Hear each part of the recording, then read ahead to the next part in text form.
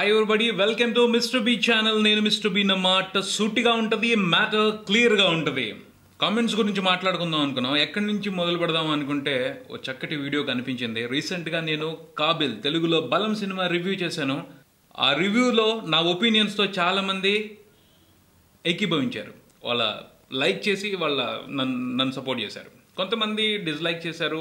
రెగ్యులర్గా ఉండేవే ఎవరో ఒకరు చేస్తారు అనుకున్నాను, కానీ కామెంట్స్లో కొన్ని స్ట్రాంగ్ కామెంట్స్ కనిపించాయి. కొంతమంది బాధపడ్డారు, ఆ సినిమాకి నేను అలా రివ్యూ ఇవ్వకూడదు, మంచి రివ్యూ ఇవ్వలేదు అని వాళ్ళ ఫీలింగ్స్ని ఎక్స్ప్రెస్ చేశారు. వాటిని చూసిన తర్వాత, ఆ కామెంట్స్ని చదివిన తర్వాత కంపల్సరీ దీనికి సంబంధించి రియాక్ట్ అవ్వాలి అనిపించింది. ఎందుకంటే నేను నెగిటివ్గా రివ్యూ ఇచ్చాను, సినిమానేమో సూపర్ హిట్ అయింది. సో నేను ఇంకా ఎక్స్ప్లెనేషన్ ఇవ్వాల్సిన బాధ్యత ఉంది అనిపించింది. ఆ ఛాన్స్ ఈ వీడియోలో తీసుకుంటున్నాను. బేసిక్గా అయితే ఎక్కువ మంది డిసప్పాయింట్ అవడానికి నేను చేసిన మిస్టేక్ కారణం అనుకుంటున్నాను. అదేమిటి అంటే రివ్యూ టైటిల్ భారం అని పెట్టాను. అది పెట్టకుండా ఉండాల్సింది. లైట్గా సింపుల్గా ఏదన్నా పెట్టినట్టయితే కొంచెం కూల్గా ఉండేదేమో వ్యవహారం. కానీ ఒకటి మాత్రం నిజం, ఏంటి అంటే నేను ఆ సినిమా చూసిన తర్వాత ఏమైతే ఫీల్ అయ్యానో అదే ఆ టైటిల్ రూపంలో వచ్చిందని చెప్తున్నాను. 2 గంటలు తెలుగులో థియేటర్లో కూర్చొని చూసిన తర్వాత నా ఫీలింగ్ అదే.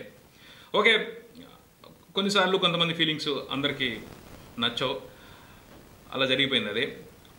ఇక ఆ విషయమే కాదు, కొన్ని విషయాలకు సంబంధించి కూడా కొంతమంది కరెక్ట్ కాదు నా ఒపీనియన్ అన్నట్టు మాట్లాడారు. వర్స్ట్ రివ్యూ, ఈ రివ్యూ నీ నుంచి ఎక్స్పెక్ట్ చేయలేదు అని మాట్లాడిన వాళ్ళు కూడా ఉన్నారు. వాళ్ళందరికీ నేను డీటెయిలింగ్గా ఎక్స్ప్లెనేషన్ ఇవ్వాల్సిందే. ఎందుకంటే ఈ సినిమా నాకు పూర్తిగా నచ్చలేదు, కొంచెం నచ్చింది. హృతిక్ రోషన్ నచ్చాడు, యామీ గౌతమ్ హృతిక్ రోషన్ పేరు నచ్చింది, వాళ్ళిద్దరి మధ్యన ప్రేమ, వాళ్ళిద్దరి మధ్యన కనిపించిన లవ్ కెమిస్ట్రీ అదంతా బాగా నచ్చింది. బట్ సెకండ్ హాఫ్ నచ్చలేదు, విలన్స్ నచ్చలేదు, సెకండ్ హాఫ్లో నడిచిన కథనం నచ్చలేదు, డైరెక్షన్ కూడా నచ్చలేదు. హృతిక్ రోషన్ అయితే తప్పు చేయలేదు, బట్ ఆ డైరెక్టర్ చేసిందే చాలా తప్పు. ఒక విషయం చెప్తున్నాను, ఎందుకంటే డిజేబుల్డ్ పర్సన్గా హృతిక్ రోషన్ చూపించాల్సిన అవసరం లేదు. ఒక రెగ్యులర్ కమర్షియల్ హీరోగా చూపించేసినట్టయితే అయిపోయేది. డిజేబుల్ క్వాలిటీ తీసుకున్నారు అంటే దాని యొక్క స్పెషాలిటీని చూపించాల్సిన అవసరం ఉంది, అంటే దాన్ని ఉపయోగించుకోవాల్సిన అవసరం ఉంది. ఐ థింక్ డిజేబుల్ పర్సన్ అన్న తర్వాత అతనిలో ఉన్న లోపమే. అతనికి ఎన్ని సూపర్ క్వాలిటీస్ ఉన్నప్పటికీ అందరికంటే బాగా వినగలుగుతాడు, వాసనతో చాలా విషయాలు పట్టేయగలుగుతాడు, టచ్తో ఇంకెన్నో అద్భుతాలు చేయగలుగుతాడు. కానీ లోపం అనేది లోపమే.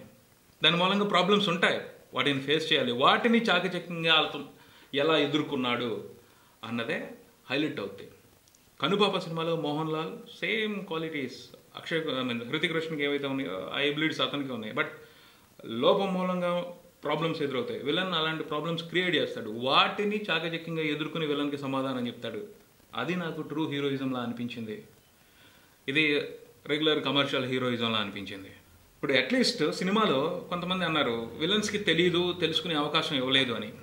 No problem. విలన్స్ ఒపీనియన్ ఏంటి, వీడు మన ఏం చేస్తాడులే అని. అంత పెద్ద దారుణమైన క్రైమ్ చేసినప్పటికీ, అతనికి అంత అన్యాయం చేసినప్పటికీ వాడు ఏం చేస్తాడులే అని స్మాల్ ఎస్టిమేషన్ వేశారు. అది నాకు నచ్చలేదు. ఎందుకంటే ఒకే కాలనీలో ఉంటున్నారు, వాడు మిమిక్రీ ఆర్టిస్ట్ అని ఆ కాలనీలో ఉన్న ఈ కార్పొరేటర్కి అతని తమ్ముడికి తెలియపోవడం అనేది ఫూలిష్ థాట్, అవునా కదా? అతను ఏం చేస్తున్నాడో తెలియదా, జస్ట్ బ్లైండ్ మ్యాన్ ఉంటున్నాడు అనుకుంటున్నారు, అంతేనా? ఒకే కాలనీలో ఉంటున్న పర్సన్ అట్లీస్ట్ వాడు ఏం చేస్తున్నాడన్న ఒక నాలెడ్జ్ ఉంటుంది. అది లేకుండానే విలన్స్ అతని మీద ఏదో తీర్చుకోవాలని ట్రై చేశారని చెప్పడం నాకెందుకో కన్విన్సింగ్ అనిపించలేదు.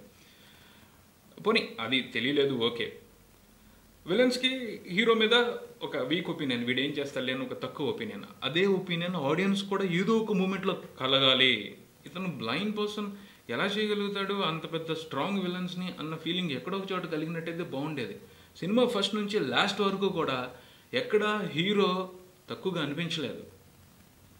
అతను ఇంకా చెప్పాలి అంటే నార్మల్ పర్సన్స్ కంటే ఎక్స్ట్రాడినరీగానే చేస్తున్నాడు. ఇలా ఎక్స్ట్రాడినరీ చేసే వ్యక్తి చేతిలో విలన్స్ చిత్ అవుతారు. కామన్గా అనిపించే ఫీలింగ్ అదే జరిగింది.